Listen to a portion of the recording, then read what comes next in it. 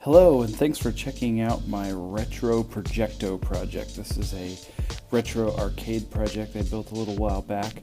Unfortunately, this video won't be a good documentation of the build, but I did kind of want to go through and show how I kind of built this and kind of crammed everything in this enclosure to build a retro arcade project.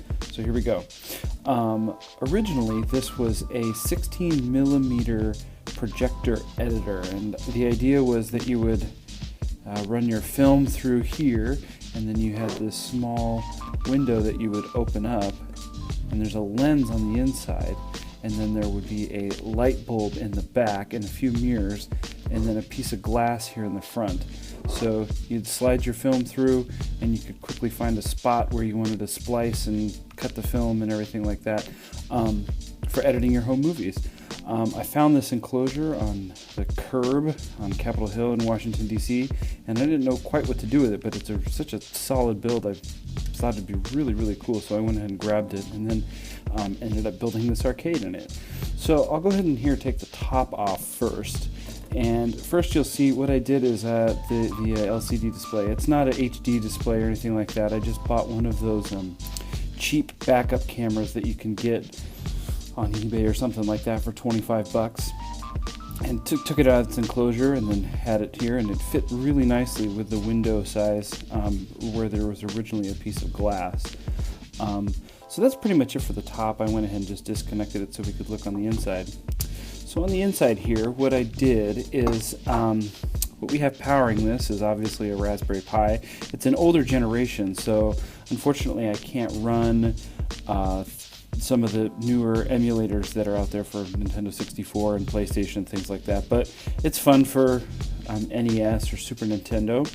So its brain is obviously a Raspberry Pi down there. What I did to fasten it to the enclosure is super glue some screws with the head of the screw on the bottom, so then it's poking up, and then I could affix it into the enclosure. So you've got the Raspberry Pi down there, kind of some hot wired connectors there for the screen, and then also for the audio. The audio are these, it does have built-in audio if you choose to. It's just got these two little drivers here and a little board there for the amp, but they're just some cheap PC speakers that I tore apart and stuck in here, and then wired this volume switch up here. Nice red, matches the rest of the enclosure. You can kind of see that. It's a little hard to see down there, but that's the switches, or the audio switches here, and then there's a power switch here to power the whole unit. Kind of a cool looking retro switch. This was not original as much as it looks like it. It matches the rest of the enclosure. This actually was something I got after the fact. For the power here, now this is something that the novice in me had to deal with, but the challenge was finding the correct voltage to power the screen, and then also step that voltage down to 5 volts to power the Raspberry Pi, and then also I have a USB hub that I stuck in over here on this side.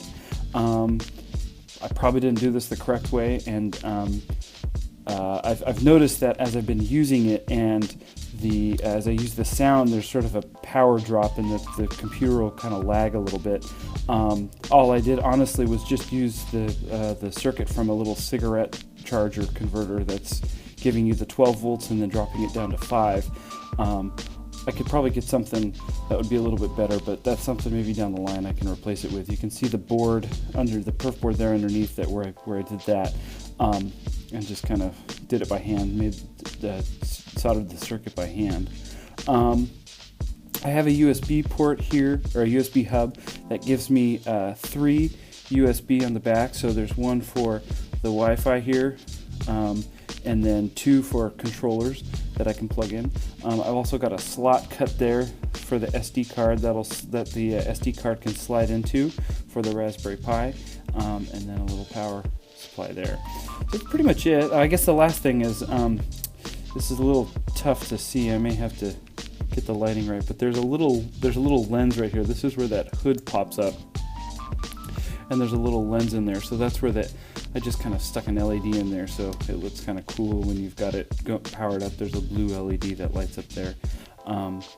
Yeah, so if you have any questions about this, I definitely got a lot of tips and everything online how to build this. I'll shoot a little quick portion here where you can see how the whole thing operates. Thanks for checking this out.